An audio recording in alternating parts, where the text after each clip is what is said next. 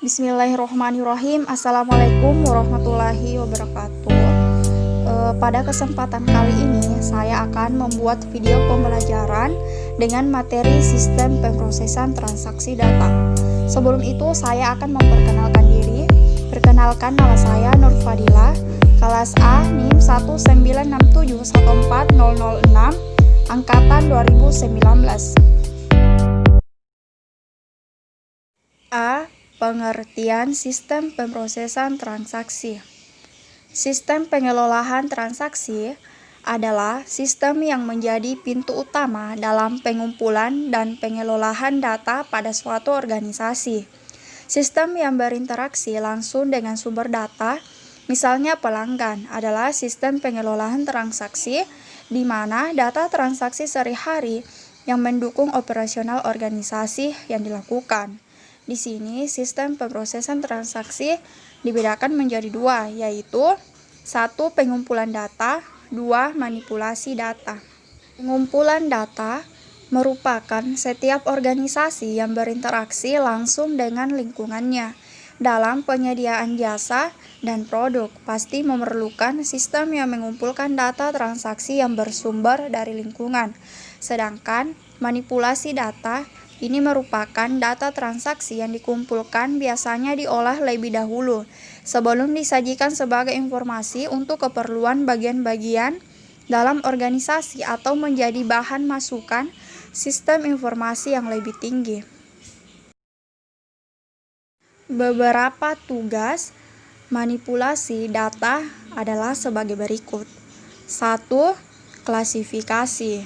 Ini merupakan data dikelompokkan menurut kategori tertentu, misalnya menurut jenis kelamin, menurut agama, menurut golongan, dan sebagai berikut. B. Sortir. Ini merupakan data yang diurutkan menurut urutan tertentu agar lebih mudah dalam pencarian data, misalnya disortir menurut abjad nama atau menurut nomor induk dan sebagai berikut. C. Perhitungan. Ini melakukan operasi aritmatika terhadap elemen data tertentu. D. Pengiktisaran, yang merupakan dapat melakukan peringkasan data seperti sintesa data menjadi total, subtotal, rata-rata, dan sebagai berikut. E. Penyimpangan data. Data transaksi harus disimpan dan dipelihara sehingga selalu siap memenuhi kebutuhan para pengguna. F. Penyiapan dokumen, yang merupakan beberapa dokumen laporan harus disiapkan untuk memenuhi keperluan unit-unit kerja dalam organisasi. Teknik pengelolaan data yang biasa diperoleh ada 4 macam, yaitu 1. Batch processing. Ini merupakan data yang diperoleh dari sumber data, biasanya dikumpulkan atau ditumpuk lalu diproses pada waktu-waktu yang tertentu. 2. Online processing, yang merupakan data yang diperoleh dari sumber data langsung yang diproses pada saat diterima. Yang mungkin terjadi adalah antrian data untuk menunggu giliran, misalnya pemrosesan yang dilakukan pada saat melakukan transaksi online di depan teller bank. 3. Real-time processing, yang merupakan pemrosesan data tidak boleh ditunda karena waktu sangat kritis. Penundaan pengelolaan dapat mengakibatkan sesuatu yang fatal. Misalnya pengelolaan data hasil pemantauan aktivitas gunung berapi. 4. Inline processing. Ini merupakan sebagai hydroprocessing, yaitu kombinasi antara batch processing dan online processing, misalnya pengelolaan transaksi di supermarket, di mana transaksi penjualan melalui POS langsung dilakukan secara online, tetapi pengelolaan lebih lanjut tentang persediaan barang dilakukan setiap jam 10 malam.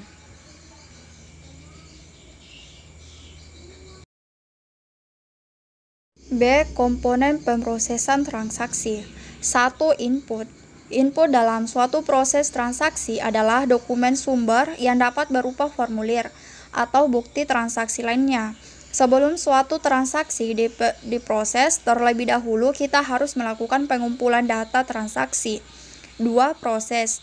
Dalam sistem manual, proses di sini terdiri dari kegiatan pemasukan data, transaksi ke dalam jurnal. Dengan sistem komputer, prosesnya dilakukan dengan memasukkan data ke dalam file transaksi. 3. Penyimpanan. Media penyimpanan dari transaksi secara manual adalah buku besar.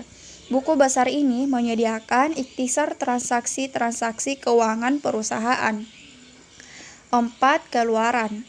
Terdapat berbagai macam jenis keluaran yang dihasilkan dari proses transaksi, antara lain laporan keuangan, laporan operasional, dokumen pengiriman, faktur, dan lain sebagainya. C. Aplikasi sistem informasi. 1. Pengertian aplikasi. Aplikasi program siap pakai, program yang direkap untuk melaksanakan suatu fungsi bagi pengguna atau aplikasi yang lain. Contoh-contoh aplikasi ialah program pemrosesan kata dan web browser. Aplikasi akan menggunakan sistem operasi komputer dan aplikasi yang lainnya yang mendukung. Istilah ini mulai perlahan masuk ke dalam istilah teknologi informasi semenjak tahun 1993, yang biasanya juga disingkat dengan app. Secara historis, aplikasi adalah software. 2.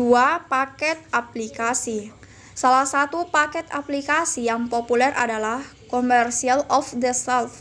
COS adalah produk-produk yang berupa suatu paket aplikasi, subsistem ataupun modul-modul perangkat lunak yang telah dirancang sesuai dengan suatu standar proses bisnis tertentu dan tersedia secara luas di pasar untuk dapat dipergunakan dengan modifikasi seminimal mungkin. Secara garis besar, penggunaan sistem informasi dapat dibedakan dalam 3 jenis, yaitu 1. Penerapan paket aplikasi yang standar atau COS, yaitu suatu sistem informasi yang dikembangkan oleh vendor tertentu untuk memenuhi kebutuhan dari berbagai macam proses bisnis. 2. Pengembangan sistem secara in-house, yaitu suatu sistem yang dikembangkan hanya untuk memenuhi kebutuhan spesifik dari satu instansi atau industri tertentu. 3. Sistem joint venture, yaitu gabungan antara penerapan aplikasi standar dengan pengembangan in-house. Perbandingan antara penggunaan paket standar, aplikasi, dan pengembangan sistem secara in-house. In-house development. 1. Butuh waktu yang relatif lama dalam pengembangan. 2. Pengembangan dari awal.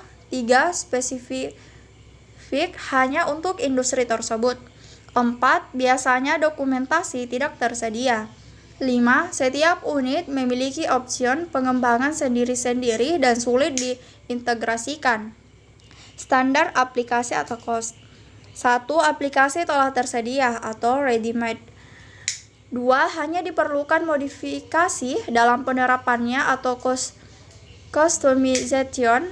3. Mengikuti proses bisnis yang telah baku dan telah teruji.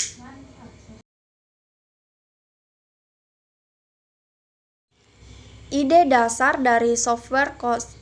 1. Solusi paket software harus dipilih secara berhati-hati. 2. Solusi paket software tidak hanya mahal dibeli, tetapi juga mahal untuk diimplementasikan. 3. Paket software biasanya harus dikustomizer untuk dan diintegrasikan ke dalam bisnis. 3. Jenis-jenis aplikasi. Banyak paket baru atau paket dengan konsep-konsep baru perangkat lunak aplikasi yang dibaut. Industri perangkat lunak bergerak sangat cepat dalam lingkungan persaingan dan penemuan baru dengan memproduksi perangkat lunak sesuai dengan aplikasi yang kita perlukan. Beberapa paket umum yang penting. 1. Paket WP.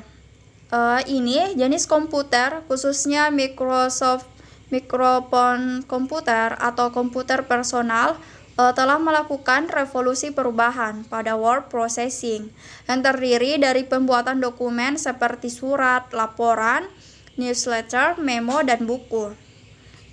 B. Spreadsheet elektronik. Ini banyak perusahaan menggunakan perangkat lunak komputer untuk membuat buku besar akuntansi elektronik dengan spreadsheets. C. Paket file manager dan database. Berbagai dengan program spreadsheet, paket file manager dan database mulanya digunakan pada mainframe sebelum kemudian dikembangkan pada mini komputer. D. Paket grafik. Program komputer dapat juga menerjemahkan data ke dalam bentuk grafik atau gambar. E. Paket matematik dan statistik. Komputer sebagaimana namanya komputer biasanya digunakan untuk menghitung, terutama mainframe untuk memecahkan masalah matematik statistik sebagai bagian dari komputer.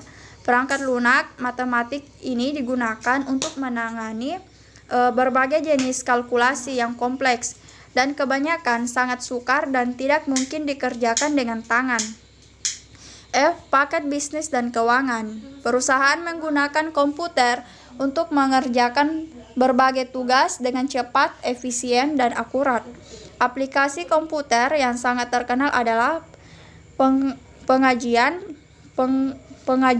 penyimpanan catatan, pengawasan persediaan, penjadwalan, pengelolaan surat elektronik, dan pemasaran per relasi. Itulah tadi video pembelajaran dengan materi sistem pemrosesan transaksi data. Mohon maaf jika ada kesalahan kata. Wassalamualaikum warahmatullahi wabarakatuh.